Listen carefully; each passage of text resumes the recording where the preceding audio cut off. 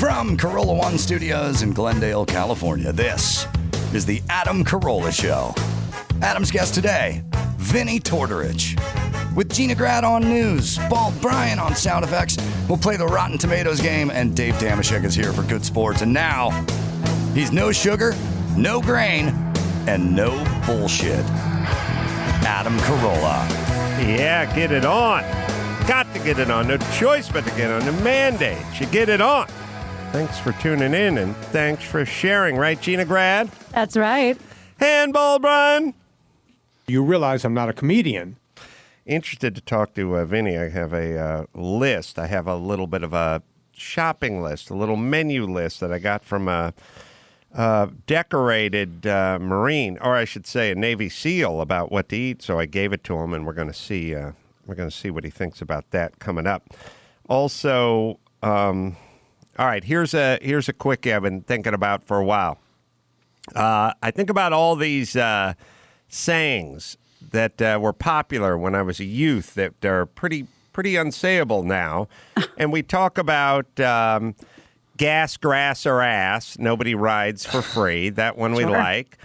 And that gave way to coke, toke, or poke. Nobody rides for free. In the 80s, they had to upgrade it because it wasn't about the grass. It was about the coke.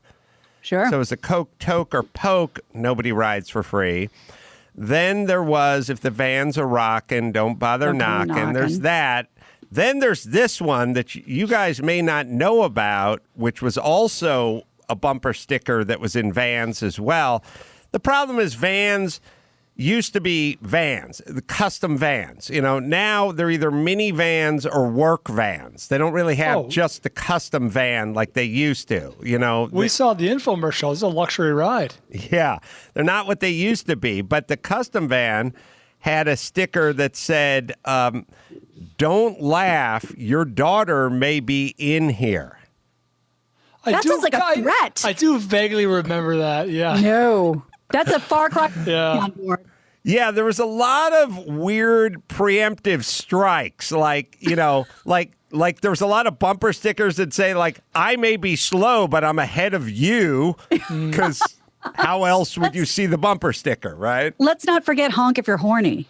I do like that one as well. I do kind of recall seeing like ones that are in tiny print on the back saying, like, if you can read this, back the fuck up or something. Get off my ass. There's a lot of that. But so there, don't laugh, your daughter may be in here was a good one.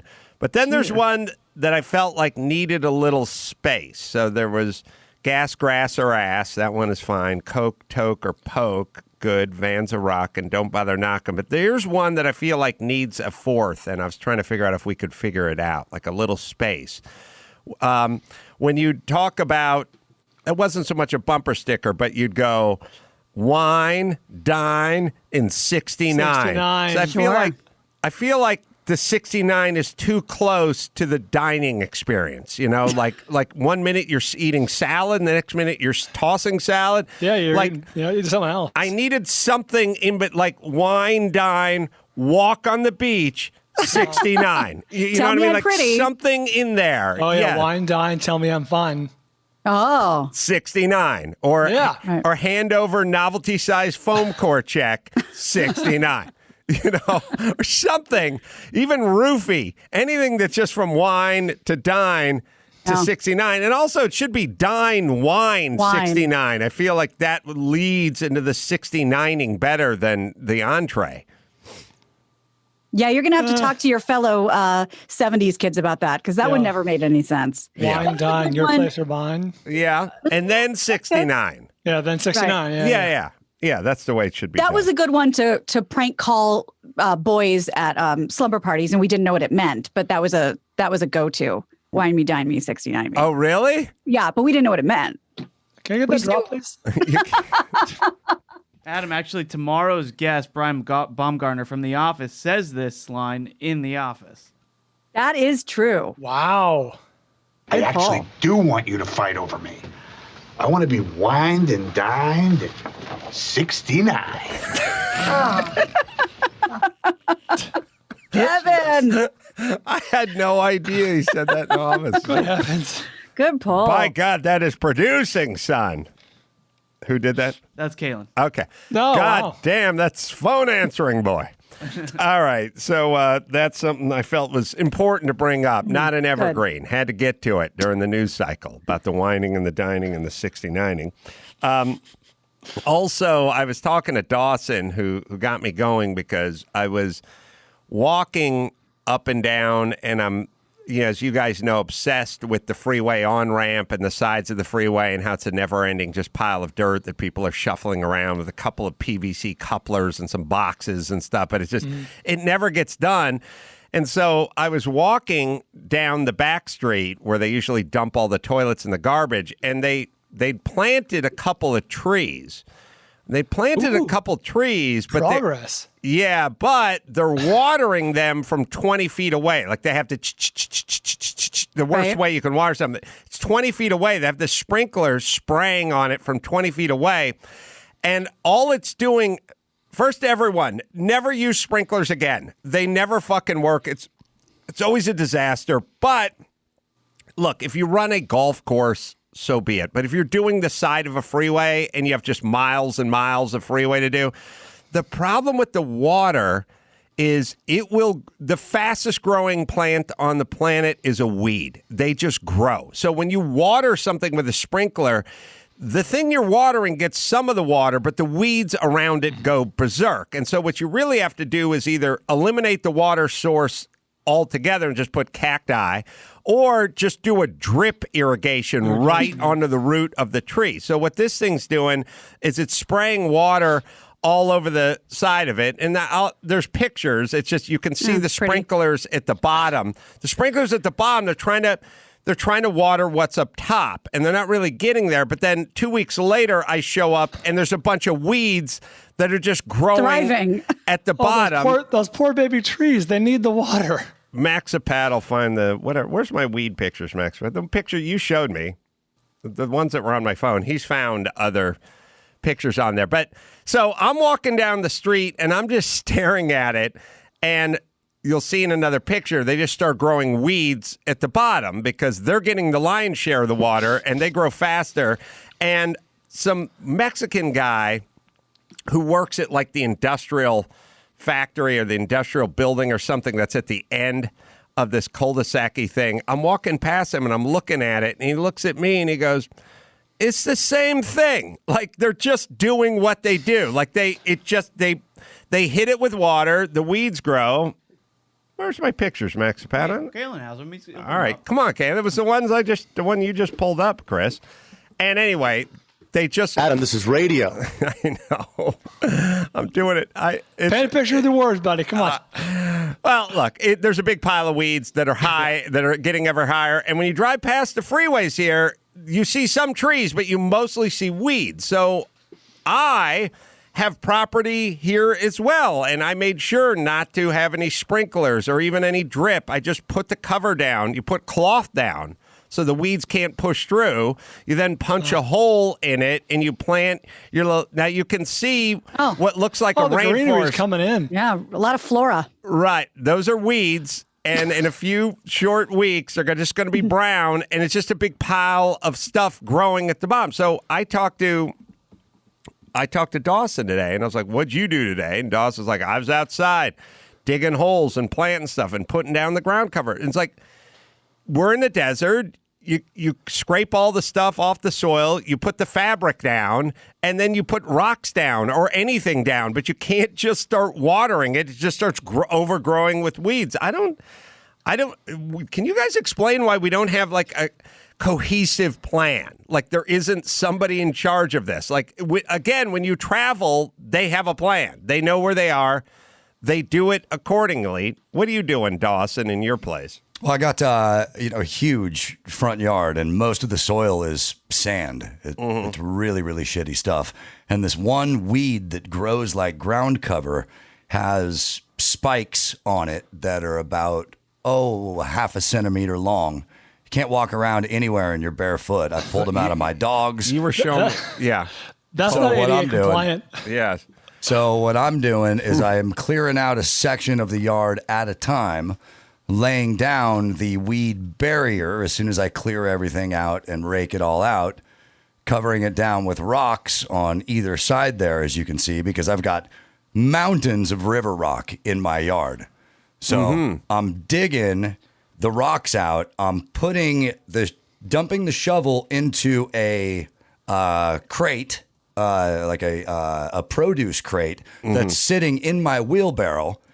And then I shake all of the dirt out of it, and I've got nothing but clean river rock, and I go dump that. And then I'm using all the clean sand to lay down on the pathway over the barrier for the weed. You getting those river rocks off of Craigslist? Yes. How's that work? You just find somebody who's tearing down a waterfall, and they're all over the place. And you just show up with a wheelbarrow. Wait a minute. You talking about salt and pepper now, going out and tearing down them waterfalls? Yeah, no, that's TLC. Salt and sea. Oh, that was a test, and I failed. Come on, buddy. And you go to their house. Any weird exchanges? No, but Exclusively weird. no, not really. Everybody's been actually perfectly normal. Are they free? Yeah. I kind of miss that. I had about a 8 or 10 year run at the Recycler newspaper. You know, it was a lot of selling trucks, buying car parts, buying stuff. I got, when I moved out, the stove I got from the Recycler, the refrigerator I got from the Recycler. It was a newspaper, come out Thursday night, highlight stuff. You'd have that conversation where you call them and they'd go, well, if you want it, you better hurry because I got a dude coming from Arcadia, says he's going to be here at noon. I've had times when I showed up at the same time as somebody else to buy a motorcycle. I've sold my motorcycle and watched a guy crash it driving away from my house. I've had arguments with Armenian dudes in the street about who put my car fender on. Like I had a dude come to my house and drive my truck to his buddy and tell me it had like a spun bearing or something when he put it on the dynamometer. Like I've had a million weirdo had some good ones, but some just weirdo interactions, like go to the dude's house. He'll be standing out in his driveways on the cul-de-sac. I bought like mechanics. I bought my tool chest, camper shelves. Like I buy everything from strange dudes. Well, when people are giving away stuff like a ton of river rock, it usually means they're tearing down in their backyard because they're going to re-landscape it. And this stuff is just taking up space. They want to get rid of it. So you show up with a wheelbarrow and ready to work. They love you. Yeah. I can't say I missed that chapter in my life. But the best part so far on my whole yard, the first thing I spent money on, I did have to buy a flathead shovel. But the first thing I actually spent money on was that weed barrier.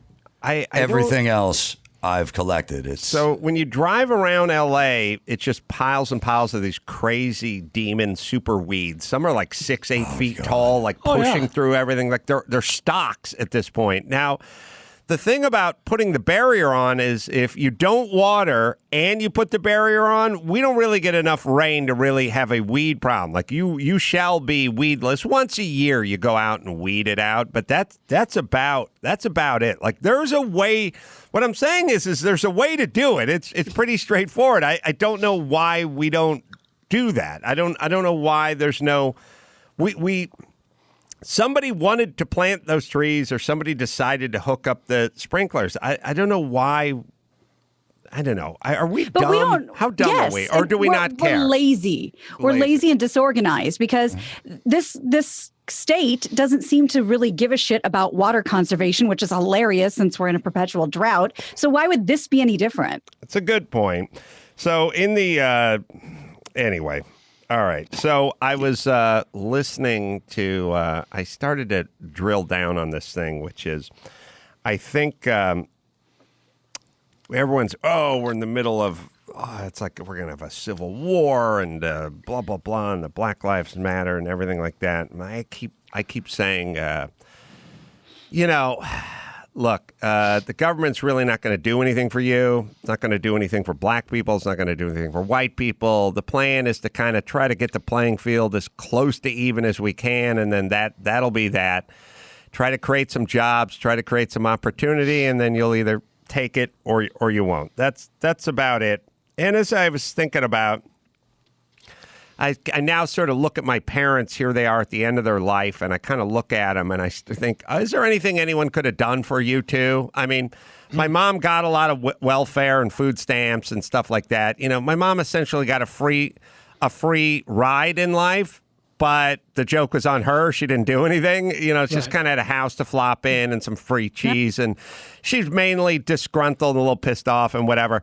And then later on, she married a guy and the guy kind of paid for things, but she didn't do anything. And my dad kind of, he worked basically, but not weekends and not holidays. And he just kind of did what he did. And they both are exactly where they should be, which is nowhere, but they're where they should be. Whatever they put in, that's what they got out. And they didn't choose to put that much in. If you ever talk to some of the guys I know, like Nick Santora, he'll tell you about 18 projects he's working on simultaneously. And if you say, come watch football on Sunday, he'll go, I got to work. And he just means he's writing or working on something. So he'll get out of life what he put in. But I don't know anyone whose life, I'm trying to think of like whose life really you can't draw a straight line from what they put in to what they got out. Now, I'm not talking about physically working hard. People can physically work hard and certainly not end up wealthy or whatever. They're still usually happy. But anyway, I was listening to this clip and I was watching CNN and it was like after the RNC and the announcer had a woman of color and the woman of color was like saying, hey, Trump's doing things for the black community. And the CNN anchor, young blonde woman, I think, had this response. And I realized, this response is the problem. This response is the problem with what's going on in the black community. Sorry, go ahead. How do you square the president not talking about Jacob Blake or George Floyd and social justice, but also saying last night he's done more for the African-American community than any other president since Abraham Lincoln? All right. So how do you square him saying he's done more for the African-American community than Abraham Lincoln and not bringing up George Floyd? And I realized this is the disconnect because doing something for a community is going to be about creating jobs, or it's going to be about schooling or education or choice for education or vouchers or all those things. Talking about George Floyd doesn't do anything. That's the problem. It satiates. It doesn't do anything for the community. It just gets them further onto this island where we're just going to talk about George Floyd. George Floyd's a tragedy. Everyone knows it. Nobody agrees with the cops. It's going to happen because we live in a society that has cops. The cops, some of them are bad. And we also have citizens who sometimes will resist arrest and shit happens. It's going to be hard to avoid that. That's not going to do anything for the black community. You want to do something for the black community or any community, then you start talking about resources and you start talking about education and you start talking about opportunity zones or whatever it is for any community. This notion that we have to pay all this lip service to George Floyd or whatever the tragic case du jour is, and somehow that helps the black community, that's a misnomer. That doesn't work. That's why, by the way, nothing happens. That's why you can shut down the entire NBA and society and talk about George Floyd. It's still not going to help the black community. What would help the black community is imagine if all this talk went toward a father in the home or went toward school choice. Imagine if it just went to those two topics versus a Nazi cop. Then that would help the black community. And so we look at it as, play it again, Dawson, but we look at it as like, hey, but he wants to help the black community, but why isn't he talking about this thing? If you just talk about this stuff, it doesn't help. That's why nothing ever changes. The more you talk, the less changes. We have to enact things. Sorry, go ahead, Dawson. How do you square the president not talking about Jacob Blake or George Floyd and social justice, but also saying last night he's done more for the African-American community than any other president since Abraham Lincoln? I realize that's the disconnect. That's the problem. That's why there's no progress being made. Have to start talking about policies, not like the these outlier cases. I mean, look, white guys get shot by the cops all the time. None of us care. We wish it didn't happen. It's not impactful on what we're trying to do. You start talking about taxes or business plans or whatever. School choice. There's a good one. And now you're impacting. Anyway, I have a micro example of that. Yes. Because this is obviously a macro example you're giving of, the whole picture, the greater good.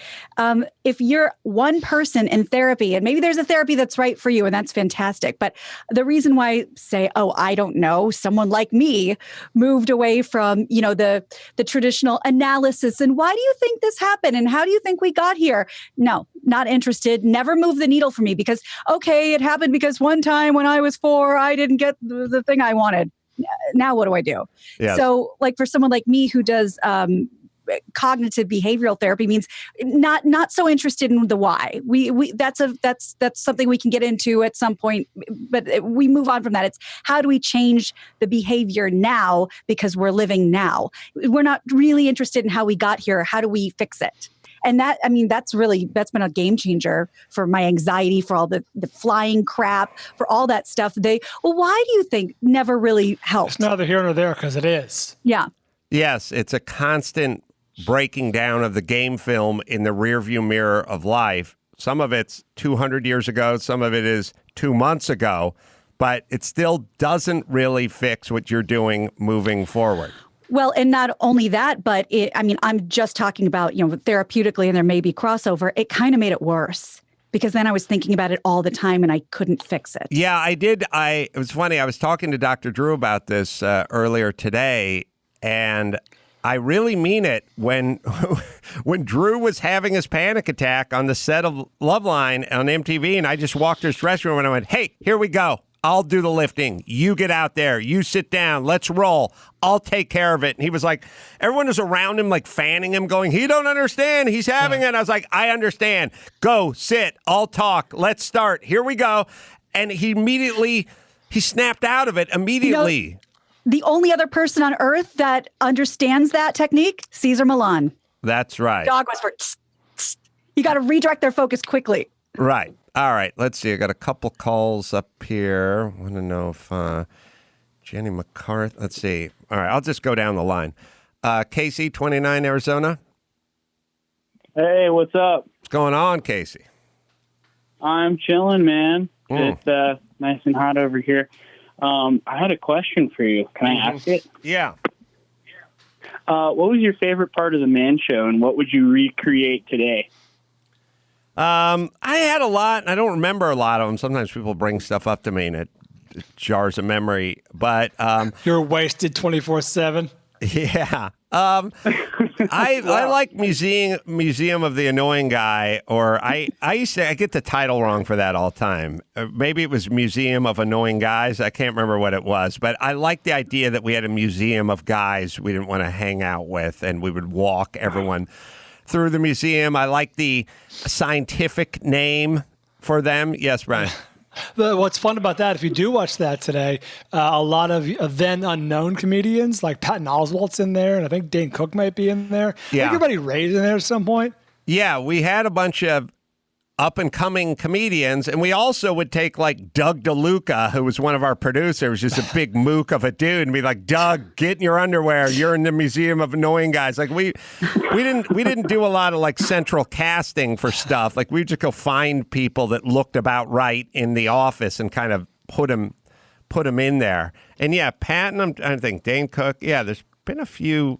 Patton was definitely in there. I think Dane Cook was in there. You're right. DeLuca and Ray was in one of them for sure. Yes, I think that was the drunken version. Do you think you can get those actors again? Really? Sure, we can get Dane. Dane, I heard, was the guy putting together the whole reunion thing, the whole Fast Times at Ridgemont High reunion thing. I have no idea what his connection is to Fast Times at Ridgemont High, but he was the brains behind that thing. Line 2 is Karen, 35, Portland. Karen? Yes. Hi, Adam. Hi, Guy. Hi, Adam. Carolla. Fish out of water. I've been listening to you for over 20 years. I've read all your books. Oh, and thanks. you wrote terribly. Yeah, Emotional Support Animal was great at this time. I can't remember which one it was. You really spoke not highly of Jenny McCarthy for her anti-vax. Now, I don't Do you remember which one?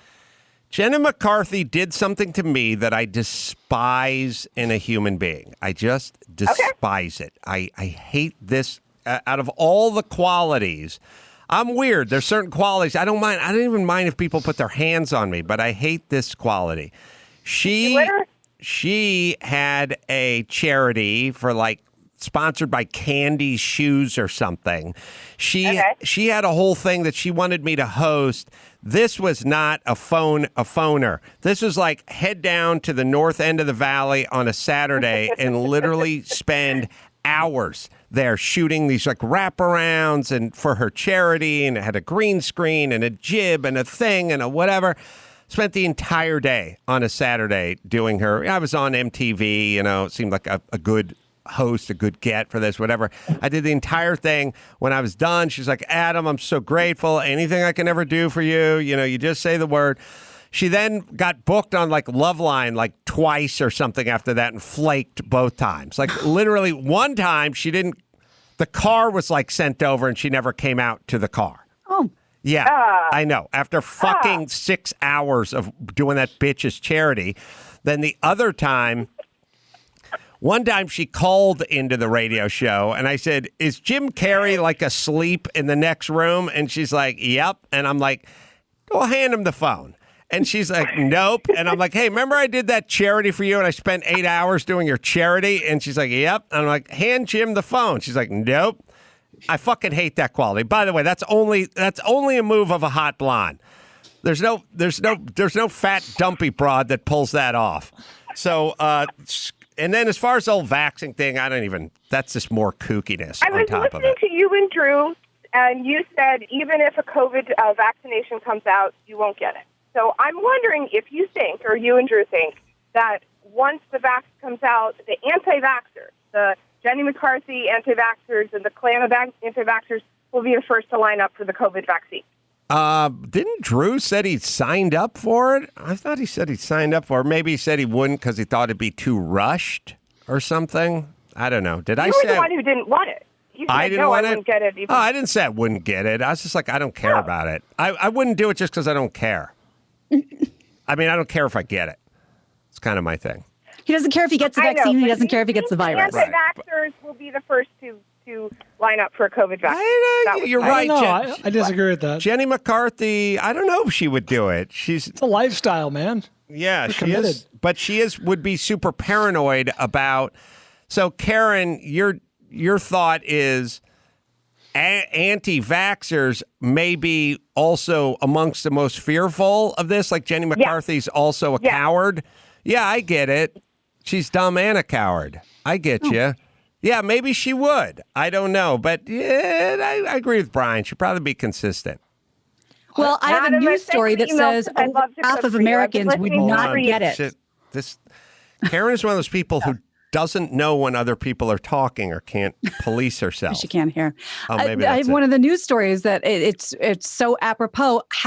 Over half of the Americans surveyed will not get a COVID-19 vaccine. I'm glad Drew mentioned the possibility, or at least his fear that, it's going to be rushed if it comes out, this year or whatever. Like, I completely understand the political capital. It comes with like Trump saying, oh, like we're going to have a vaccine by November 2nd or whatever it is. But there are reasons, and Drew obviously knows, and maybe he mentioned this, there's reasons why these medications, any medication, vaccines or whatever, have to go through insane rounds of testing and often, take over a year, and that's a rush job. Yeah. I just feel like, I think if you would have talked to Americans in March or April, a larger percentage of them would have been down with it. I think people are just sort of seeing it play out and the fear is kind of dissipating a little bit. I notice it from just how crowded the freeways are and the beaches are. Like people are just kind of going out now. Yeah, over it. I was just down. Oh, God. Max Zapata. You're going to have to look for pictures of those patios I was taking. There's There's like a beach. There's like a private beach place that's down on PCH. I got a key for it, and I dropped my daughter and my son off there the other day with a pizza, and it's got outside patio, big outdoor. That's perfect. It's perfect. It's distance. It's outdoors. It's outdoors. It's perfect. So I dropped them off. I hadn't been in this place. I have this key fob to get in there. And I said, I'm going to go up the street. I'm going to park and I'll walk over and meet you. And 10 minutes later, I got a call from Sonny and he goes, we want to walk to the condo. I got a condo up the hill. He goes, we want to walk to the condo and eat the pizza in the condo. And I said, why do I have to eat the pizza in the condo? You got a beautiful veranda there with all the tables and the shade and everything. It's all right at the beach. And they're like, we're not allowed to go in there. We have to sit on a bench in the sun with the pizza on our lap. I go, what do you mean you're not allowed to go in there? It's open. It's outside. It's a big outside area. Yeah, they roped it off. And I said, well, I don't get it. Why they rope it off? It's outdoor dining. It's just outdoor patio. It's just a long stretch of outdoor tables. And it's like, yeah, the chick that runs the place is super paranoid. And it's like, my thing is like, get the fuck over it then. Why is your neuroses my kid's problem? Why is your weak-ass, cowardly neuroses? Why is that my problem? I'm normal. I'm eating outside at the beach. Why have you just decided to wave a fucking magic wand and ruin our lives? Why are my kids now? They're walking up PCH holding a pizza box, trying to go inside on a beautiful, glorious day with outdoor dining.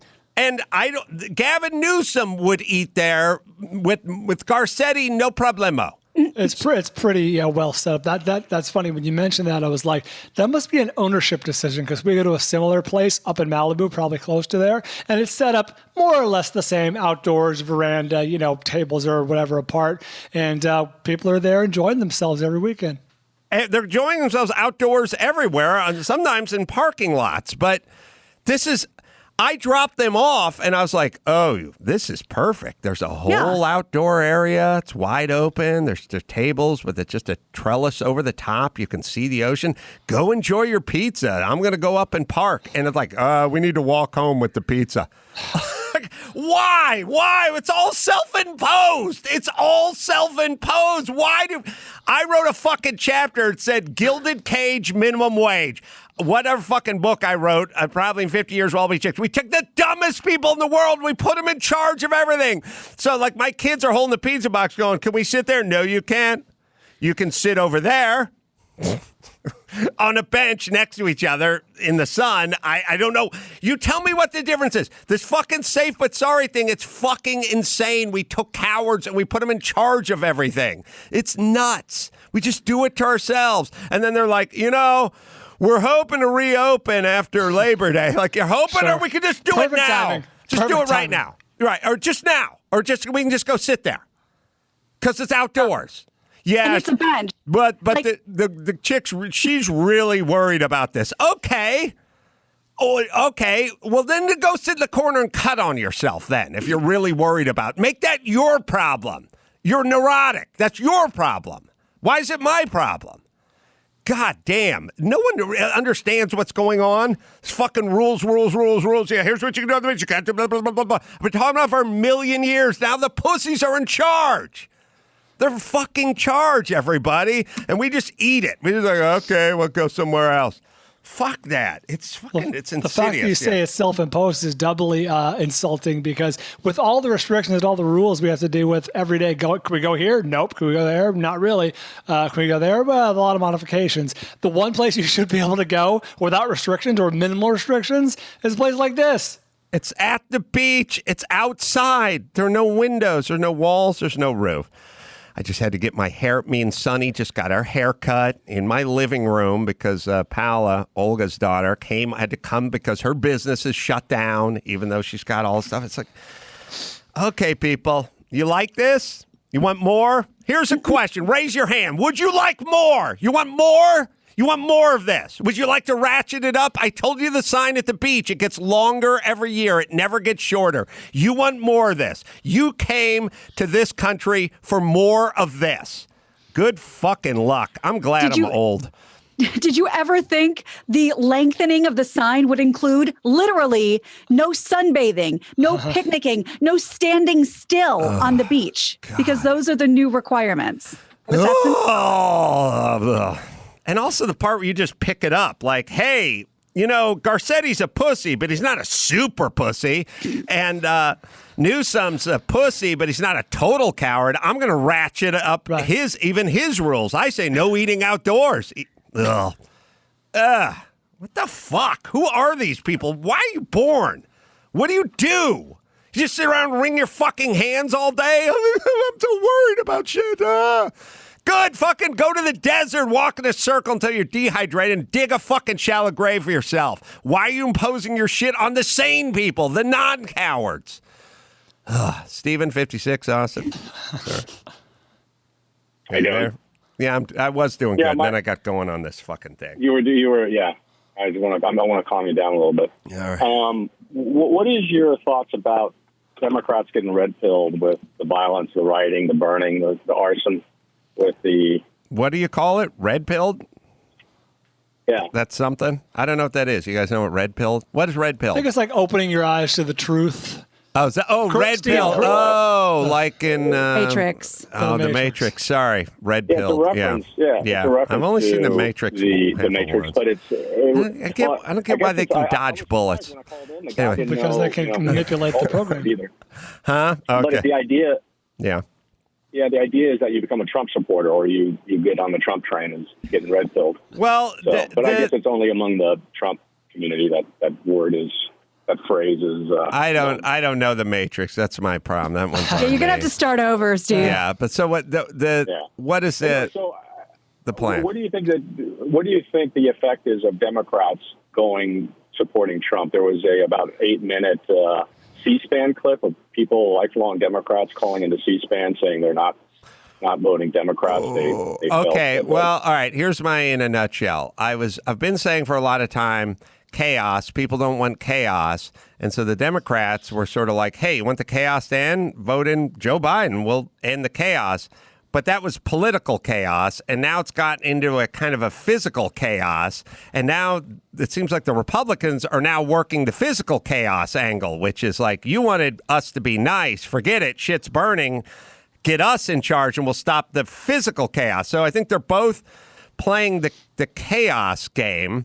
And I think ultimately citizens want safety. If you really just think about your life and some of the shit, some of the stuff where you see someone in a car and they're surrounded by people and they're throwing shit against the car. You're like, there's a kid in the back or something. You're like horrified. You're horrified, and it's like safety will win eventually. So the Democrats should be working the safety angle probably in order to win that election. Yes, Brian.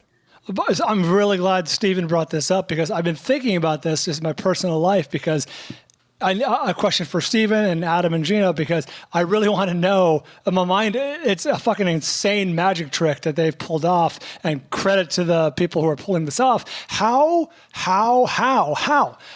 do they successfully frame this as Biden's America? You know what I mean? As if to scare the voters, like this is what will happen if you vote in Joe Biden. Ted Cruz, tweeted that yesterday, and when Joe Biden has not been a public official in 4 years, and it is literally Trump's America.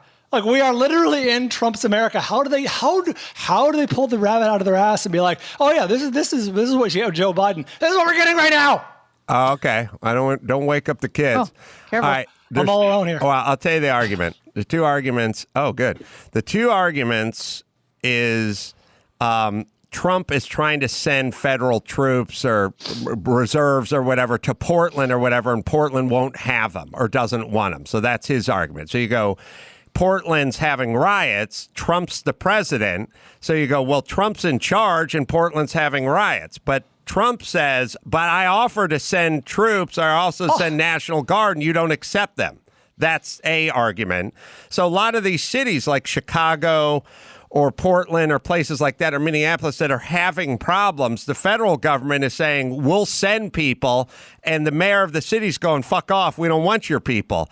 So that's Trump's argument to why he's in charge, but yet this is Biden's America, meaning this is Democrats. This is the Democrats' America. How would it be different? I think there's a constitutional issue because I don't think.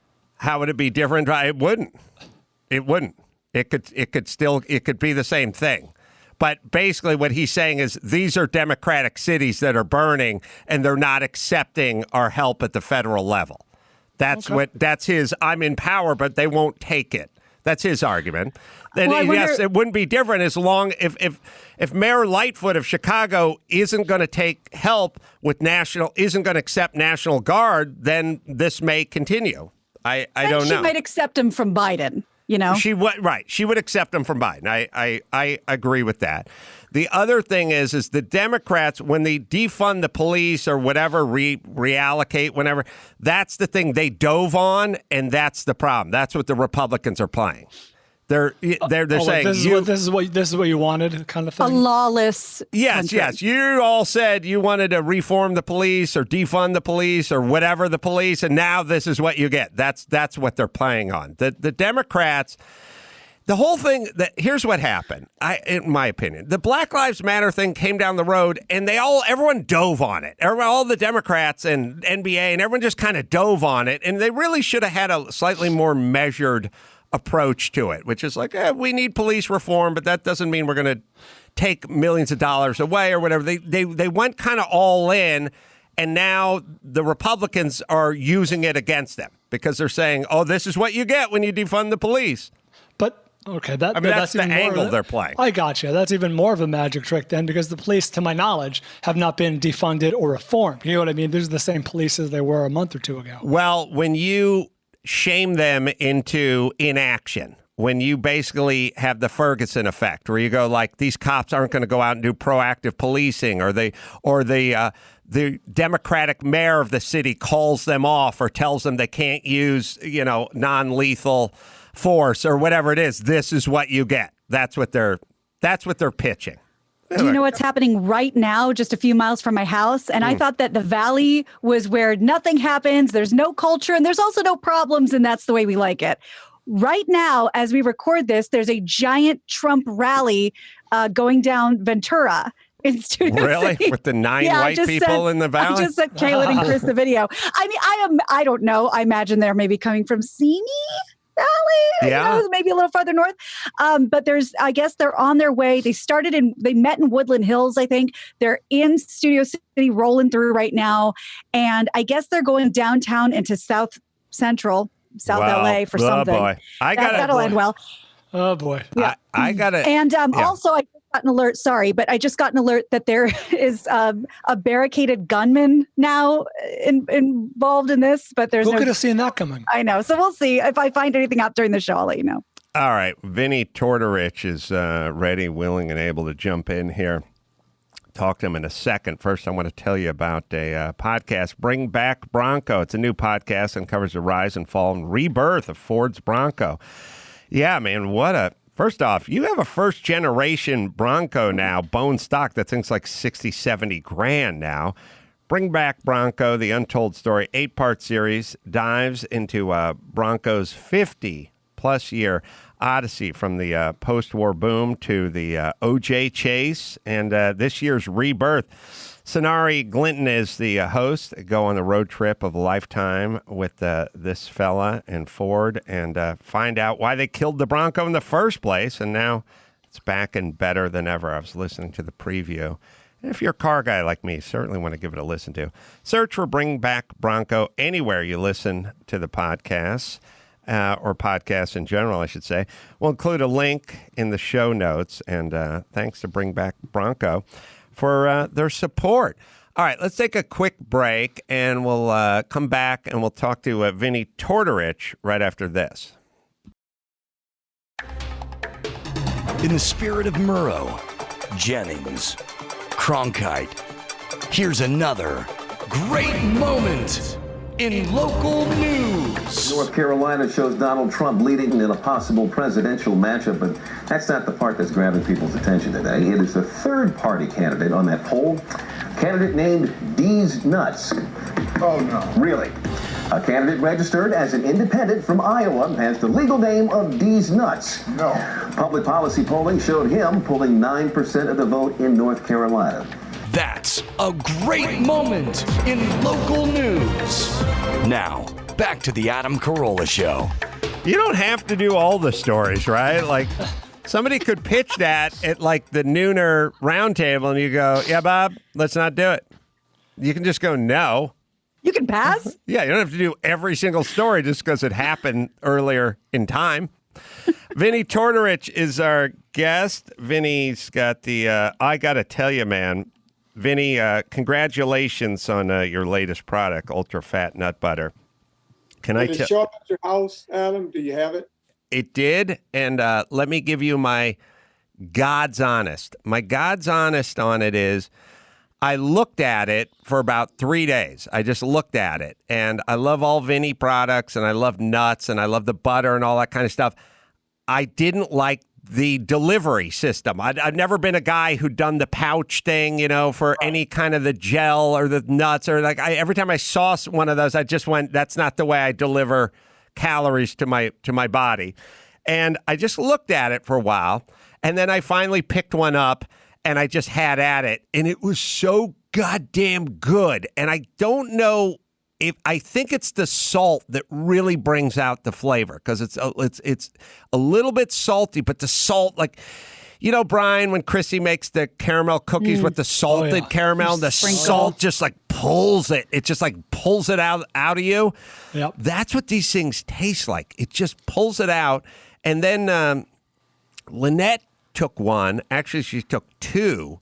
And she opened them up, and she just squeezed them into a glass of milk and stirred it up. And it was like the best smoothie ever. And then I started feeling weird, like, this can't be good. It tastes too good.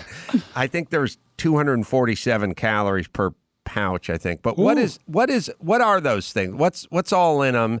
And how should we... Then I started thinking, should I take one of these in the morning? Should I take one with me? Do you take one when you do a hike and you get to the summit, you take it, and then before you head down? Like, what is the application, Vinnie? Well, I'll tell you what made me create it. Whenever I go do these low-carb speeches and the whole thing, there's all the booths outside, and everybody's trying to figure out how to make something taste good and good for you. Every time I would go to the bathroom to take a leak at one of these events, if you looked in the toilet, it looked like a Rorschach's test in there, because if you go up and down those aisles and try all the products and you're taking all the erythritol and allulose and stevia extract and on and on and on, it will mess your stomach up in zero time. Mm-hmm. And people are taking this stuff and then going to the bathroom and crapping their brains out. And I started thinking, because look, when I'm taking this stuff, I'm going to be on a mountain, I'm going to be in a kayak, I'm going to be in places where I don't want to have to drop trout. Yeah. So how do you make a product that, number one, tastes good? Can I say something real quick? People use the metaphor like, how does business presentation go? Oh, Ernie shit the bed. But we should replace it. We should replace it with shit the kayak. Yeah, that's worse. You shit the bed, you can get up, hit the shower. The shower's the next room over, clean yourself up, get a fresh pair of drawers, have the maid deal with it. You shit the kayak, you're going to be living in it for a while. That's right. Yeah. Sorry. So when I started looking at that and I started playing with formulas, I said to myself, wait, everyone's trying to go sweet. I'm going to go savory. Yes. And I'm not going to just go savory. I'm going to go with my own product. I have 3 companies. I have Pure Coffee Club, Pure Vitamin Club, and now NSNGfoods.com. So I went over to my Pure Vitamin Club line, and I took my own electrolyte, got in the kitchen, and started whipping up batches of stuff. And when I came up with the right formula, and it started tasting really good, I got some natural vanilla and put just a pinch of natural vanilla in there, and it made the whole thing just pop. I know. And then after that worked, I don't know if you tasted the other one yet. Yeah, I've tasted both of them. The coffee and the vanilla? Yeah, the coffee. I went over to my other company, Pure Coffee Club. I grabbed my favorite coffee, ground it down to a Turkish blend, whipped that up in there, and I went, okay, I may not be a genius, but right now I think I'm a genius. I knew I had 2 hits on my hand.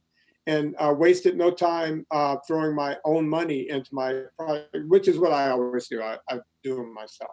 So that's how you are to NSNG what the Dyson guy is to suction.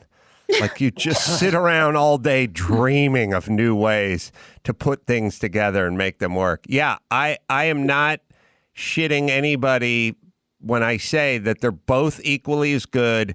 They're totally satisfying. And I was jealous when Lynette opened a few of them into a glass of milk and whipped it up. Like I thought that is a savory broth she's made. And go ahead, yeah.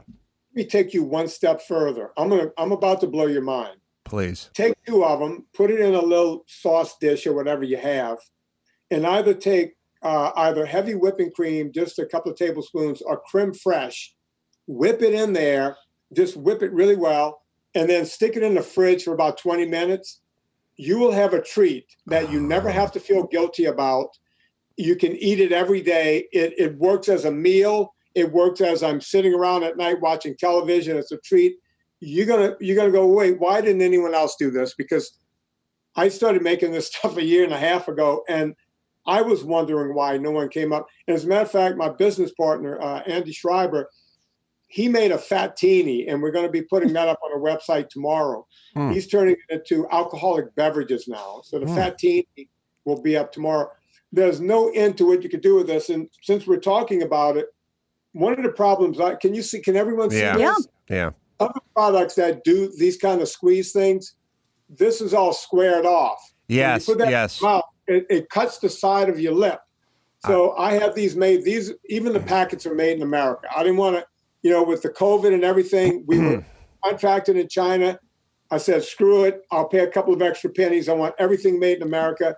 I went to an American company. I said, soften those shoulders, because when you rip this off, I want it to go in your mouth. I don't want anyone to get cut. So that's what we did there. It's so good.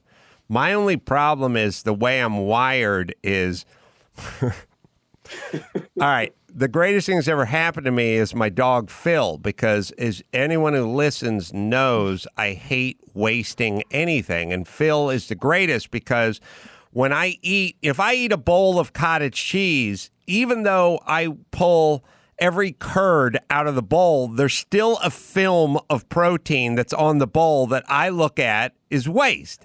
So I then set the bowl down and call Phil. If I eat a peanut butter, a spoonful of peanut butter, and I clean it off pretty good, I let Phil clean it off so it's ready to go back in the drawer. You put it down your pants, you call right. Phil. Every person that eats dinner at my house, even if they completely clean their plate and no more spaghetti and meatballs, the plate still goes on the ground for Phil to clean with his tongue. These packets, I have to fight against my nature to cut them open and tear them open and feed them to Phil. Like I want to prolapse them and splay it and feed it to Phil. Like that's the only part of this is my own neuroses where I'm like, I know there's something still left in here. It may be enough to feed a hummingbird, but I want to give it to Phil. So I'm in love with this product. I'm in love with this. And this is the kind of thing you should definitely have a few of in your car. They travel well. In your backpack, your toiletry kit and all that. And there's just no excuse. Next time you go on a long flight and all they have is the carb offering, the basket of carbs, just you down 2 of those. Go ahead, Brian. Put it in your luggage because you never know where you're going to get stuck at the airport. You know what I mean? Well, these days, maybe not, but like flight delayed, whatever. So what should you do? Is this the kind of thing you'd have in the morning or is it the kind of thing you'd bring with you? Both. It's you can have it in the morning as a snack if you don't like to eat before you work out, but you want a little something in you. Great for that. If you're an ultra marathon or any of that stuff, you can have it with you. I just did a marathon on my rowing machine yesterday. It took me 3 hours and 20 minutes. About an hour and 40 minutes in, squeezed one in my mouth, kept going. It was sitting right next to the rowing machine. You can use it for that. One thing I didn't think of when I was doing this, I do a lot with type 1 diabetics. This is, childhood diabetes. This is the one that can kill people, not the type 2 that you give to yourself. And they are very interested in my product to use it. You send your kid to school and you might not get the fast-acting insulin I'm fast enough. This is a great treat for kids. Wow. With diabetes. Yeah. So I'm talking to those folks already. It's been a boon. We launched about 3 weeks ago. I made triple what I thought I would need for that first run, and we are barely keeping up. This product is come out of the box. It is kind of like the Dyson guy, as you said. It's fantastic. Now, speaking of the rowing machine, it made me think I gotta, Hydro makes my rowing machine. God, in 3 hours and 20 minutes, how many meters did you cover, Vinny? Well, I covered 4,100, 195, or whatever it is. That equals 26.2.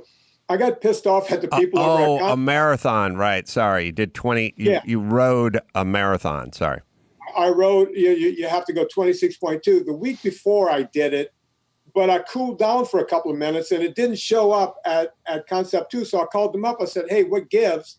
I went over, and they said, "No, you got to peg it right on, or it doesn't count." And I'm like, "Wait, so no points for beyond first place?" Yeah. So I got off the phone with her, and I just sat down. I put on a couple of movies and just popped it out. That's a fucking Price is Right over there.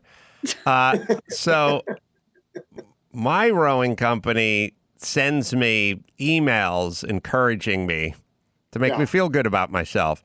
And I got an email about 3 weeks ago. I forgot to, I've been wanting to share it with everyone, but I got this email. I'm obsessed with companies and the good vibes. You know what I mean? Oh. Yeah. And I got one, but it's not only the good vibes, but how they talk to their customers.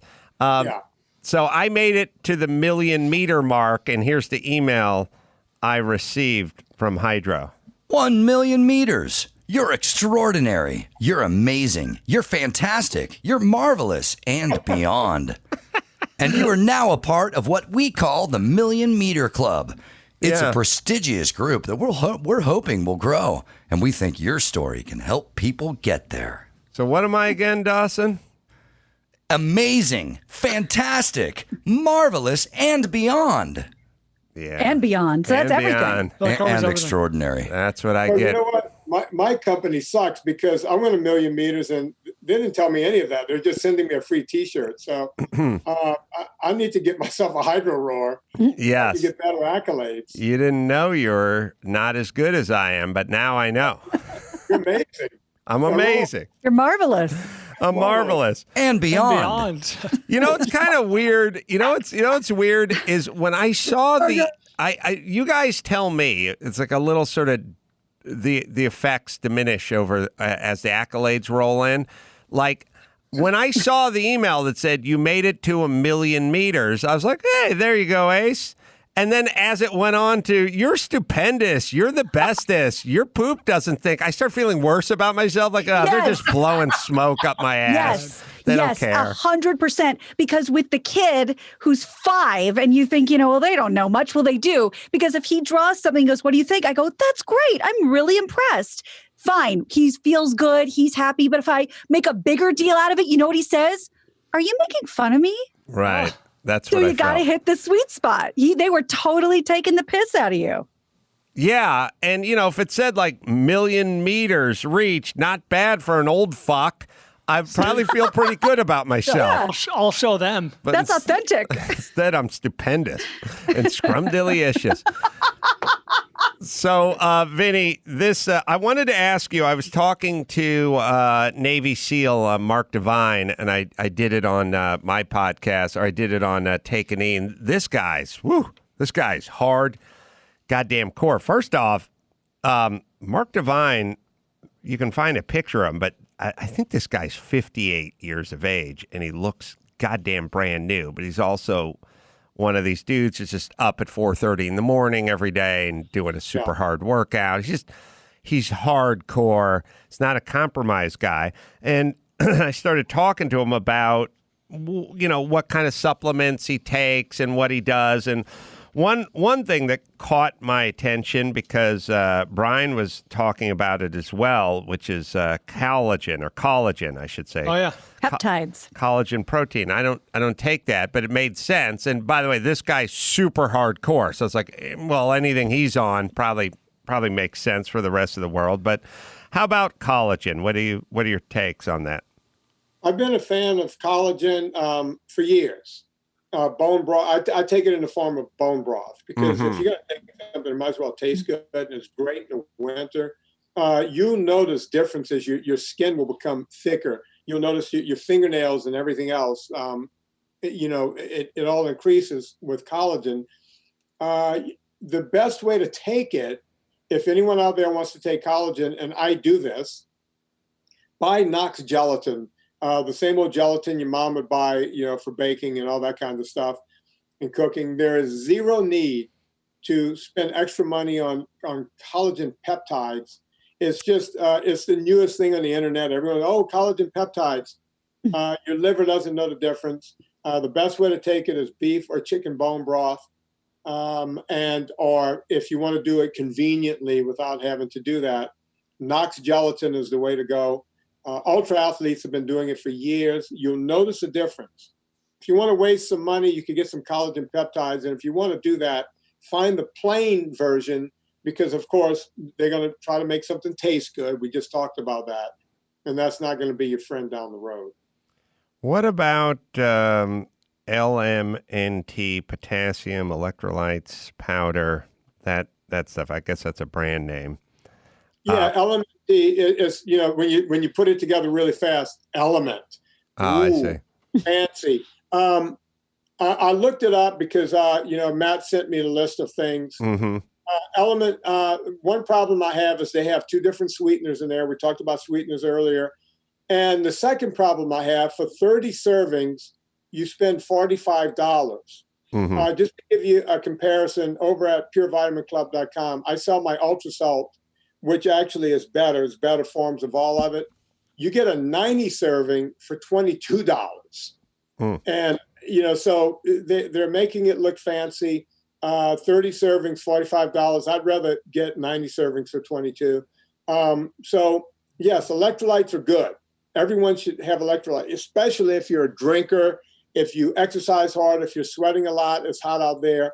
Electrolytes are the way to go. I would say never use Gatorade. That's a bad idea. There's hardly any electrolytes in it. It's just fruit punch.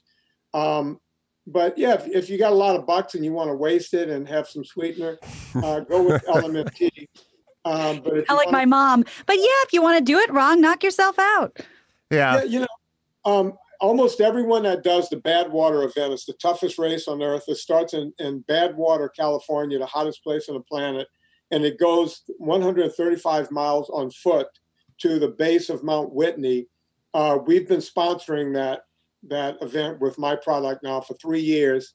And it's the #1 product. And these guys aren't messing around. They need what works. So they either use mine. They use another one called S-Caps, which is a real competitor. But this stuff is for kids. Fair.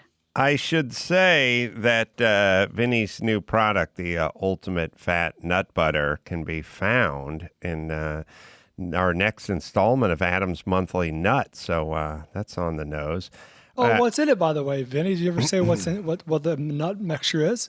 Oh, yeah. It's I use raw almonds for my nut butter. I use coconut oil for my MCT oil, both the purest I could find.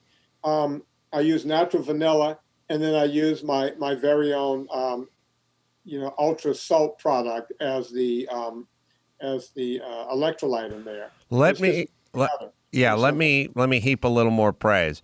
Nuts have some range, like you can get the raw version or the unsalted version. Let me tell you, as a survivor of a health food mom from the 70s, if anyone has ever attempted to eat unsalted, unroasted peanut butter, it is like a large bird chewed up a legume and spit it into your mouth. That's what it fucking tastes like. And there's no handling of it either. You can't spread it on anything. It rolls on top of bread and picks up gravel. You have no idea what a raw peanut tastes like, what raw nuts, what unsalted. Your favorite thing that you love, I love cashews or I love peanuts. Show me the raw and unsalted version of that. You'll never stop fucking yakking into your sombrero. So Now, the way it works in the nut world is the yummiest ever is just it's the peanut butter. It's the salty peanut butter with the big chunks, the nuts in it and everything. And that's great, but that's coincidentally the worst nut for you. And then the best is probably like a raw almond or something like that. When you taste this Vinnie's concoction, his compote, it is better than peanut butter. And you're like, how can it be better than the one that's bad for you? And how can it be raw? And how can it be? I think it's the salt that does it for me, but it's also the vanilla. There's something working. You got it. You got the proportions just right. But it is literally, you would much rather have a spoon of this than a spoon of peanut butter. Even if they're both the exact same from a dietetic standpoint, you would still take this product. You know, I grew up in Cajun country. More directly, I spent 10 years in New Orleans. Most of my friends down there, if you're a celebrity, you're a chef. And you start getting nuances. You start learning what food's supposed to taste like. And when you start figuring that out, everything matters. When you put it in your mouth, you want it to, you know, everyone thinks, oh, I'm hardcore and I don't eat pasta and this. But pasta tastes like nothing anyway. You want food to taste good.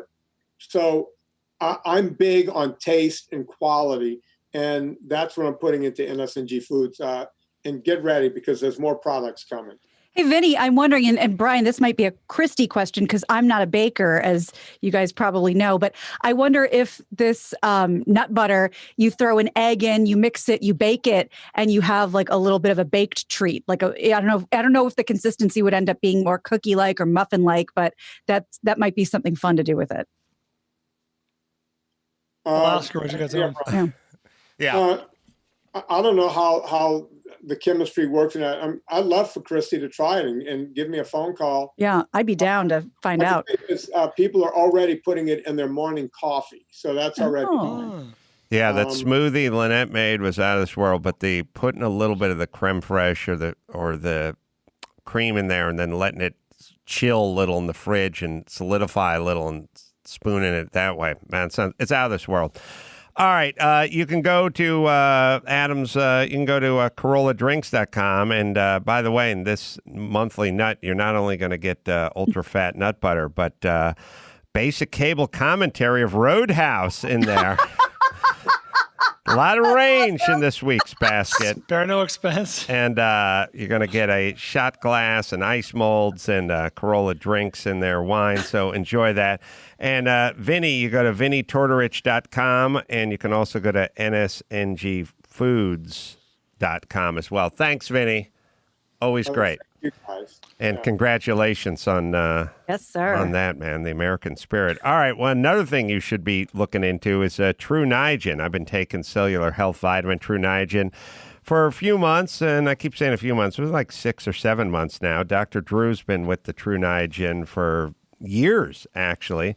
As we get older, our bodies experience a near 50% decline in NAD, which negatively affects the health of our cells and body.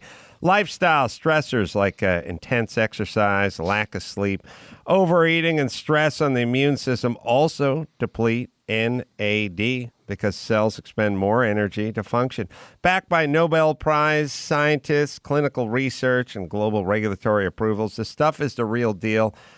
Shannon Sharp also uses this product as well. Just take it once a day. I take it with all my supplements in the morning. Support cellular energy and defense. Visit True Niagen, TrueNiagen.com. Use the code Adam. Get $20 off any 3-month plus supply through September 4th. All right, quick break. We come back with the news and Gina and Bald right after this. Give me the news with Grad. News with Gina Grad.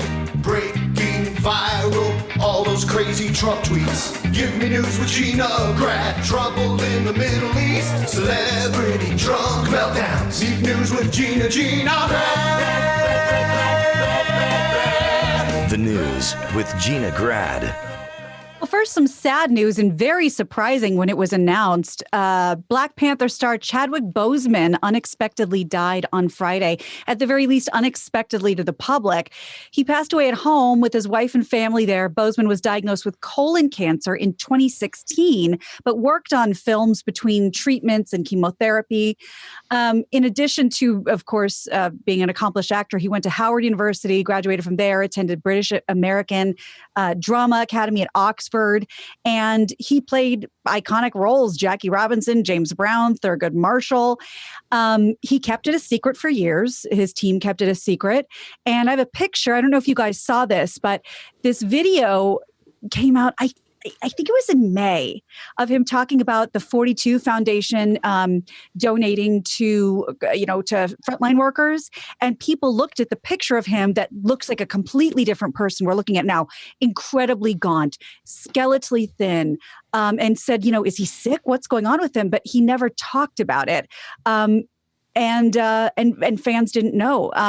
I broke it on KFI the other night, but I kept finding myself saying, but I haven't confirmed it. I haven't vetted it, because only like one little source in like some little local station had picked it up. And I said, TMZ's usually at it before anybody. No one had picked it up. And so, within 15, 20 minutes, it was everywhere. But it was very surprising, very sad. Sad, yeah. The guy had so much to offer. Anyone dying that way, 43, sad. But, had so much. He had so much work left in him. I guess he, in a weird way, didn't have a lot of success before his mid-30s or so. It doesn't seem like it. When did 42 come out? I don't know. It was like 7 years ago or something, something like that. So anyway, missed, and I don't know, in a weird way, just kind of symbolic of where we're at in a weird way. Like the guy from Black Panther dies in the middle of all this shit, like the king. Like, it's just like weirdly symbolic and sad, and other than he'll be missed, I don't know what we can say. Well, the first thing I thought of was you saying, what is Lucky? Because what is Lucky? The king of a movie that is so heralded and so loved and has played these iconic roles and, just fashion. I mean, everybody thinks they loved seeing him on the red carpet, and what a success story. And like that, he's gone. And also the being tapped to play the lead in that movie is the biggest break you'll ever get as a performer. As a black performer, I mean, it's going to get instant icon, and then they're going to spin off the whole bunch of the Avengers meet the Wakanda over there, whatever it is. I don't know. It's not bad, actually. It's going to keep going. I know. I saw it in the theater with Sonny. We enjoyed it. It's going to just keep going and going and going. So, presumably about the time you go into production for that, you're also, someone taps you on the shoulder and says, by the way, you're not going to see your 50th birthday. You know what I mean? And so what is Lucky? I mean, the diagnosis was about 2 years old. That movie, my time clock's all screwed up now, but he must have gotten the diagnosis shortly after completion of the movie, I guess. Yeah, he got diagnosed in 2016. Yeah, and I was looking at his IMDb. Sorry, but like you said, I was looking at his IMDb, and remember, when the movie comes out, you have to assume that it started a year before. Yeah, right, and so he probably did get it.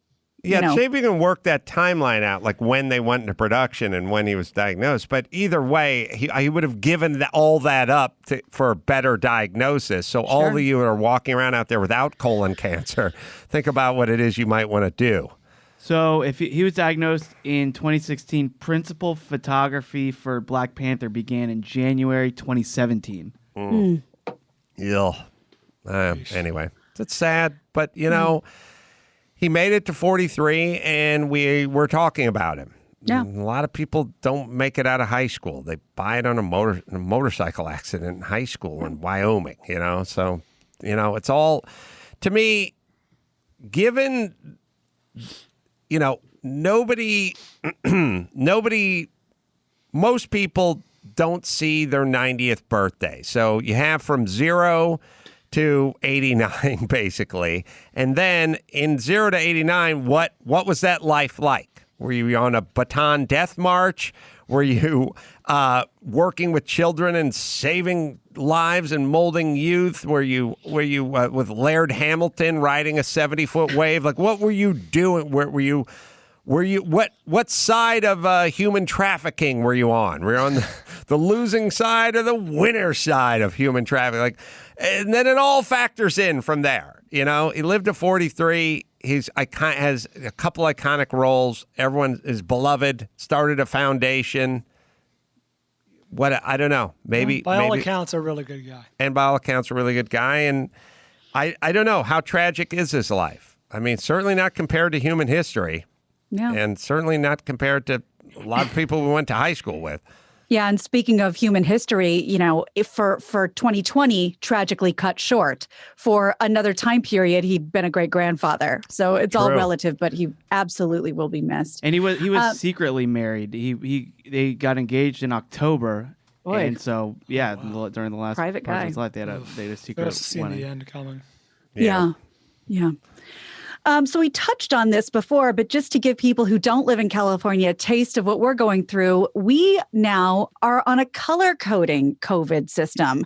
And you're going to have to play along with the home game to figure out what color goes with what. So I talked to Drew about this today. He was rip shit pissed. Oh, yeah. The color coding ever worked. No. And like a DEF CON wrong. They get it mixed up. I'll tell you why. I'll tell you why color coding never works. And it didn't work with the terrorist threat thing either, because there's nothing inherently different about orange to yellow to magenta to turquoise that implies Is blue or any green. Right, it doesn't imply anything. Dangerous? If you brought up green for a good reason, I'll tell you. If you do this thing where you do like you make sense of things, like like where you go, well, there's an acorn, and then there's an oak tree, and there's a sapling. There's stages. Right. Like you go, okay, well, the acorn, that'll be the smallest, and then the sapling will be bigger, and then the oak tree will be the. But if you just randomly assign colors and stuff, there's nothing for your mind to grab onto. Nope. But sorry, this is one of those situations. So just hours after state officials allowed California salons to offer indoor services, LA County, our county, said, not just yet. LA County salons with outdoor spaces have been able to offer services outside, but not chemical processes. You're not going to get your perm outside anytime soon. So instead of the tiered system, we now have a color coding system. So the colors are yellow, orange, red. What could possibly come after red? Everybody knows that red is the big alert. No, purple. Purple's the worst one. Right. And Gavin Newsom said, we don't use green because green would imply that we're safe. And, it's like everything's back to normal. Green light, go. Right. So we don't use green. So I guess that was all the science that went into it. Yes. So purple means widespread. Science. That's 7 daily cases per 100,000. Red, below purple, substantial. 4 to 7 cases per 100,000. The notion that red is not the worst is always bad, and the worst Code is purple? I've never heard of that. named after a dinosaur. Yeah. Yes. You love range. What has more range than the color red? It's either extreme danger, like if the red light's blinking or code red, or it's love. Yeah. Or it's Hearts, Valentine's. And then there's the red light district. Don't get me started. That's right. The other thing I was yelling about with Drew is it was driving me nuts. Drew hates this system. He's like, we're never going to get to the point where it's safe enough because it's just people die. That's how it works. People get sick. All right. I mean, he had this, I don't know what it was, like one person for a month, can't get it, whatever it was. I don't know what it is. The point is this. The thing that's insidious about the color-coded system is it's something for these pussies to hide behind when they're saying lock it down, because you go, I want to reopen my nail salon, and they go, let me check. Oh, we're at magenta. Sorry. Yeah, I wish we could get off of there. It always reminded me of like when I said to my boss at A&B Carpet Cleaning, who ran the whole company out of his apartment in Sherman Oaks, I'd go, hey, shouldn't we get some driving time, Art, if we're going to be driving the van from your apartment in Sherman Oaks and then driving it over to the Colony Kitchen in Ventura? Shouldn't we get some driving time? He's like, I'll bring it up at the next meeting. It's like there was no next meeting. It was him and his girlfriend, you know? And then I'd see him the next time and be like, yeah, they shot it down pretty good. Pretty good. That was kind of a non-starter. And I think he's going to do that with the color board. He's going to go like, yeah, I wish we could reopen, but look at the color board. It's out of my hands. There's nothing we can do. We're at orange. Purple. Or purple or yellow or whatever we're at. Yeah. Well, this is something that we brought up. We've definitely talked about this just in theory, and now it's closer to a possibility, which when we talk about things that just make sense, a consensus is building among public health experts that it's better to keep university students on campus after a COVID outbreak rather than send everybody home across the nation and back to their families when something like this happens. So obviously the thinking being it's easier to isolate sick or exposed people and trace their contacts when you leave them where they are in this little bubble. Epidemiologist and spokesperson Ravina Culler is from the Infectious Diseases Society of America and made that point as well. Sending students home risks exposing everybody that they go home to. It makes it almost impossible to do the contact tracing. She says there's just inevitably going to be an outbreak. Colleges need to take on the burden of having these students kept at their campuses and take care of them. I think because didn't we say that when this first happened? Like everybody go home, which was crazy. There's three things that we kind of do as a society, and one of them has been argued away or been removed because of school shooters and terrorists taking over airplanes or mini malls or whatever. But we have this reaction. It kind of reminds me a lot, like we all comically laugh at the 50s and the 60s when like they're showing films at school going duck and cover, there's an atomic bomb. Atomic bomb is being dropped on your junior high. You got to climb under the desk. You know what I mean? So it's like, now we all look at that. It's like, oh God, what were these fools thinking of? Well, they were adults at the time and it was in color. You know what I mean? Like these were normal people going, it's 1957. There's a problem with the Ruskies. And if someone drops an H-bomb, then we should take cover. The kids got to cover under the desk. So we all look at it and we laugh and we go, please, what were they thinking? Like, how is that going to help? And then we got to, hey, if somebody pulls a gun on you or we got into this compliance thing. You hand them the wallet, back off, let them do it. If they want to fly the airplane, let them fly the airplane. Get out of the way. Let them take what, and then somebody started figuring out, if someone's shooting up a classroom or wants to fly the airplane, you got to fight them. Like that was the next thing. I think when we get a bunch of distance from this one, this is sort of go home and don't leave, or everyone just gets sent home and told not to go anywhere. That'll probably play out like the crawl under the desk. But this is what we do as a society. When we don't have answers, we go home and lock it down, or shut the business, or shut the park down, or put. I went to the beach today. They had a. Max Zapata can find this. I went to the beach today. They had this big wooden slide and swing set. It just had the tape around the swing set and the slide. Like, okay. Except for it doesn't do anything, but all right, you've saved the nation. It's outdoors, it's at the beach, it swings, and they took the swings and swung them around the pole they were swinging off of and then put the police tape. My God, this has been the greatest year for police tape, guys. It used to have to be like a gang-style shooting or something for you to bust out the police tape. Now it's like every single patio, every place, every bathroom is like, ugh, blah, blah. So we're just going to go back and look at it. It's the winner of the COVID-19 is the police tape guy. Or the Is that the beach club? Yeah, that's the beach club.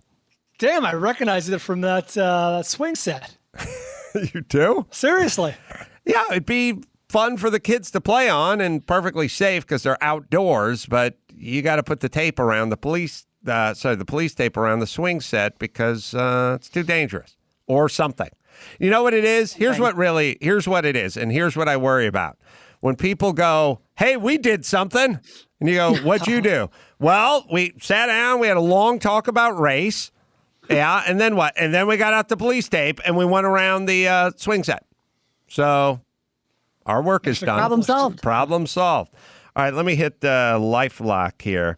Warning, there's a new phishing scam that masquerades as a billing error. Alert from Netflix, pushing victims to update their payment details within 24 hours.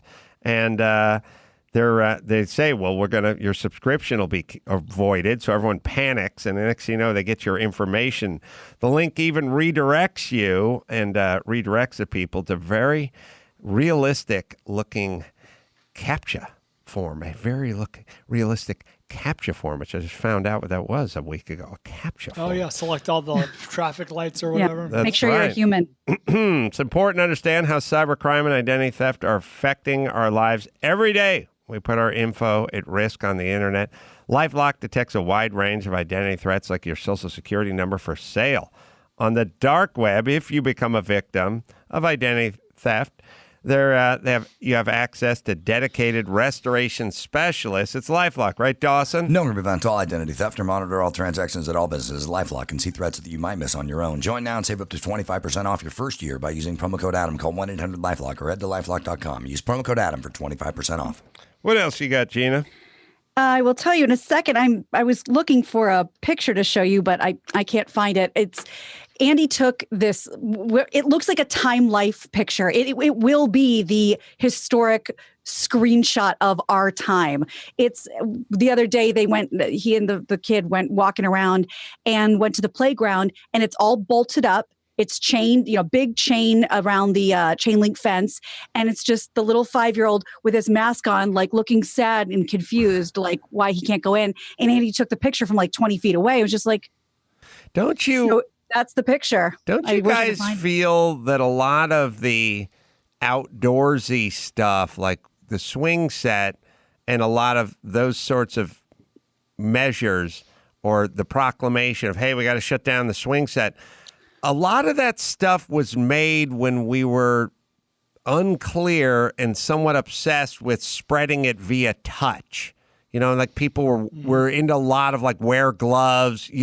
Remember when, so seems like it was about 4 months ago when people were dropping food off and setting it on the porch and then sort of walking backwards away from it. And then my daughter would bring it in and she'd spray it down with alcohol and like wipe everything down. So everything that came into the house needed to be wiped down or quarantined or take your shoes off or wipe. Everything was wipe it down, wipe it down, wipe it down. So we were in a wipe it down phase. And the wipe it down phase was you got to shut down those swings in that place because people are handling things and their germs are all over the place. And we're in a kind of wipe it down germ thing. At a certain point, we got into the dropulence and wiping everything down. And so we rolled right into, we'll shut down all the swing sets because it's outside and the kids and the sun's shining, but they're touching everything. Right. And then we went from that to droplets. So then we got deep, crazed mask and more masks. So the way to solve this was now through wearing masks. We abandoned wiping everything down and spritzing everything with alcohol and wearing the rubber gloves. So why are the swing sets still closed down? Like, I feel like that's just, I'll tell you kind of the problem with this. The problem with this and living how we live in Los Angeles, especially in California, is the governor or whomever, it's sort of like this. I tell you guys all the time, when I used to work in Koreatown, I used to do earthquake rehab, and the sign said, no parking, street cleaner, 12 to 2 p.m., and I'd pull in at 1:45 to park because you couldn't find any place to park down there, and I'd see the fresh tracks of the street sweeper that just went by, and then the meter maid would show up and go, I'm writing you a ticket. I'd go, I'd say, the sweeper just went by, and he'd point at the sign, he'd go, 12 to 2. And I'd go, right, it's 1:45. And I go, yes, for the sweeper. And the sweeper just passed. So now I may park here. No, you may not. When you start getting into that realm as a society, it's bad. And so what happens is they go, shut down the salons and shut down the parks and the swings and shut down the hair salons and the nail salons or whatever. And you go, okay. And then at some point you go, you know what? It turns out no danger is posed for the swings and no danger is posed for the hair salon. And they go, yeah, but we shut them down. And you go, I know. What are we to do? Now, we'll accept your apology in the form of an arrangement of flowers and now fucking open them back up. It's like, well, they're shut down. And we'll have a meeting about opening them back up because it's going to take something to open them back up now. And so now we're living in a world where all the fucking parks are just shut down. And, the trails were all shut down for a while and the beaches all shut down. It's like, okay, but then the science came in and it turns out it's from droplets. It's not from kids holding seats and chains and whatever. And it's like, yeah. But we're never in a hurry to undo or fix anything. It's like a kind of the parks are chained up. We put shit on the basketball court. Like, no, none of that. It's like, okay, but now we should reopen it. It's like, yeah, we could. Or we could not. Like, we do whatever we want to do. And this is the problem with the power people. Big problems. There's no reason why parks and kids, and also kids like to play, and there is especially when they're all in Zoom school. It's more important to go to the park now than ever. It's 90 degrees. And Kaylin, I think you have that picture I sent you. This is kind of that Time Life picture. He's kind of peeking around the corner with his mask on, wondering why everything's chained up. Yeah, it's chained up because they don't care, and there's no forces. There's no powers that be. They're not going anywhere. They don't need your vote. They're in. They're not going anywhere. And there's no competing parks opening up across the street. And if there was a competing park, they'd have to go to them to pull a permit. And then they dictate the rules to the competing park, which is you can't be open as long as we're closed. All right, let me hit Geico here. Right now, Geico's offering an extra 15% credit on car, motorcycle, and RV policies. That's 15% on top of the money Geico could already be saving you. So what are you waiting for? You hit Geico. Never been a better time to switch to Geico. Save an extra 15% when you switch by October 17th. Just visit geico.com to learn more. That is geico.com. Let's do one more, Gina Grad. All right. Well, you know what? I know we just had this whole discussion and I was on your side, but then I remembered maybe it's not safe to be outside. Maybe it's not safe to go to the park, and maybe it's not safe to fly a kite, because this was caught on tape, and I will say in advance, she's okay and she's not hurt, but it is sort of terrifying and disturbing. A toddler was caught in the strings of a kite, and this happened this morning as we record this, and swept several feet into the air. You have it. You're watching it right now. There's a big orange kite. Well, let's explain. That kite is enormous. Yeah, it's giant, and there she goes. Oh my God! I mean, People are screaming. Oh my God! This ain't. Yeah. Wow. She's real. She's 200 feet in the air. Yeah. I mean, flailing. She became entangled in the long tail of this giant kite. Gusty winds just whisked her up into the air, whipped her around above the crowd, screaming. And the little girl remained in the air for 30 seconds. She's still there. I've been talking this whole time. We're able to grab her and pull her back down. Oh, that's amazing. Yeah. The next time I see one of those Chinese acrobats like talking shit, I'm going to be like, well, this chick had no training whatsoever and did 10 times whatever show you just put out. That's right. That was crazy. She was in the air. And the other thing that's always random about this stuff is she was randomly hooked in to the strings of this kite. They could have randomly undone themselves at any point or broken or anything. And that kid was dead at the height that young person was. And she was being thrown about. Like she wasn't floating. Please don't picture this girl floating like in the a rag doll. Oh my God. And landed into the arms of everybody. They just grabbed her as soon as she could, as soon as she was low enough. I mean, she was up there like the Wicked Witch in Wizard of Oz. Wow. In a world where, some of the stuff's like a little underwhelming once it's advertised. This exceeded your expectations. This delivered, man. That kid was wonder where that was. In Thailand. Remember that balloon boy hoax? The balloon boy. Yeah. What was we that? all watched on the news is supposedly this, family created that rocket. The dude created a rocket, and apparently he said that his son jumped in it and he launched it. Right. And it was this balloon. And so they watched on the news for like 7 hours. I forgot about that one. This is the real. That one took 8 hours. This one took 30 seconds. Kite girl, you know it's real. Wow, that is crazy. But she better go on to do something with her life. Like if I something magnificent. If I roll up on her in 20 years and she's just like, she's just ordering Grubhub and watching Real Housewives of Korea or wherever. She's a webcam girl. I'm going to be pissed because That's my next story. You have a webcam story? I do, but we can save it if you. I'll Okay, hear it. Let's hear it. It's so funny that you said that. So remember, I told you the other day about former Disney star Bella Thorne, and she's doing this fans only site now, and she raised $1 million her first day. I had to verify that. Checks out, turns out. I'm sure you did, because guys like Brian were dying to see a former Disney star in all of her glory on a web girl site. Well, now let's say her coworkers on the site are pissed because now, and they say it has to be because of her. This all happened at the same time. The new subscription service is imposing all these different things now. Payment caps of $50 on pay-per-view posts, a hold on payments that would force some international creators to wait a month to receive their money. And for a lot of these gals, this is the livelihood. So they liked the way it was going until now. So let me ask this. I'm a little naive. Yeah. You know, the webcam thing, I always there's things, it's kind of weird. It's like the phone sex. You know, back in the day, there was phone sex, you know? Mm-hmm. And I was like, I'm not really into phone sex because I feel like you're talking about this thing over the phone. I get why it's alluring to some people, but again, it was never quite, you know, there's no visual aspect to it or whatever. And then there's this part, and it's the allure.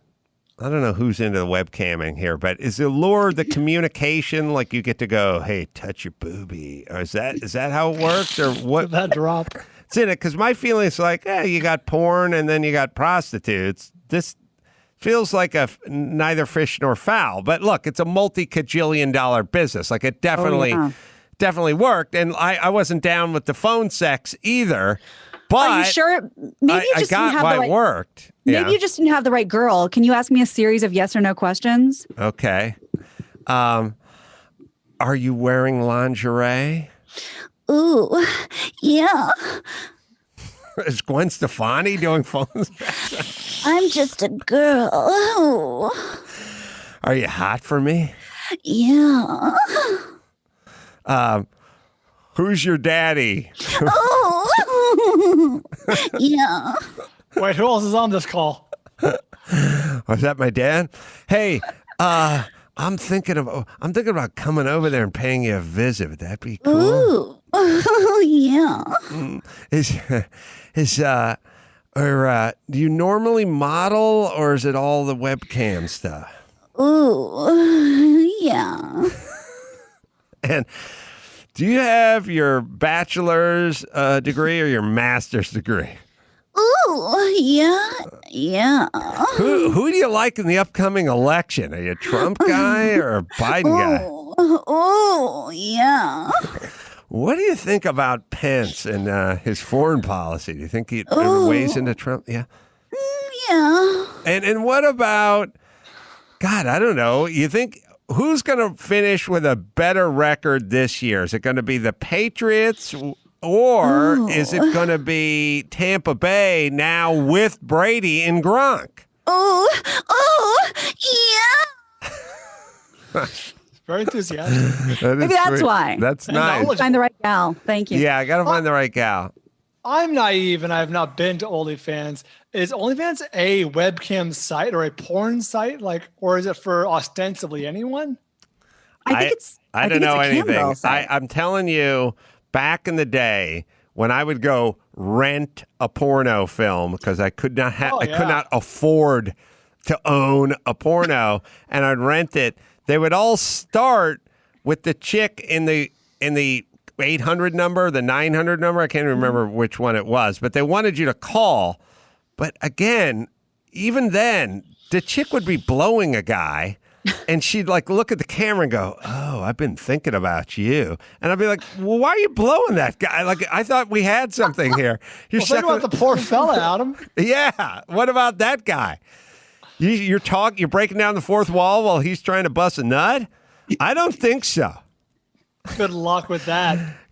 I swear to God, those 606 days, you're blowing the guy and they like stop and go, oh, it's you. Good. I've been wanting to talk to you. And I'm like, yeah. In the mood for a party?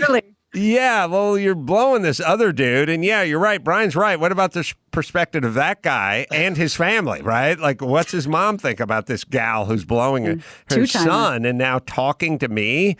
Yeah. So I was like, I bet we're not going to have a substantive discussion on almost anything. So I never was in that. But I got the porn part, and I get the strip club part, and I get the prostitute part, although it's never been my bag. Yes, do you have anything, Max Patton? Oh, yeah, just for Brian. So OnlyFans is a content subscription service that allows porn. So it's not just porn, but since it allows pornography within the content, all the porn stars have flocked to using it. Yeah. But there's like chefs, fitness people. We should find musicians. The one mainstream like actor who's on there.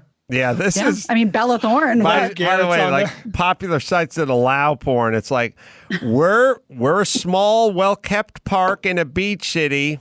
We allow homeless. Now, the park is for barbecuers and taxpayers, but we will allow the homeless. Like, how long before that place is just filled with homeless people? Yeah. Like, that's kind of how sites work. All right, let's bring it home, Gina Grad. You got it. I'm Gina Grad, and that's the news. Gina Grad. That was the news with Gina Grad. Last but not least, Simply Safe. You want to feel safe at home? Might I suggest Simply Safe? Two eyes in there. Protect your home today and get free shipping at simplysafe.com/Adam. I'm your emotional support animal that is up and running. You can check out my book and leave a review. It's up there on Amazon. I will read them. Brianbaumgartner from The Office is going to be on the show tomorrow, which is awesome. Gina's favorite show, by the way. Excited. It's a great series. Tempe, Arizona, Improv, September 18th and 19th. We'll do live podcasts there, and I'll do stand-up there as well. And then Salt Lake City Wise Guys, October 2nd and 3rd. Same, live there and stand-up. Go to mcarolla.com and find out where all the shows and merch and all that good stuff are. And until next time, Adam Carolla for Vinnie Tortorich and Gina Grad and Ball Bryan say mahalo.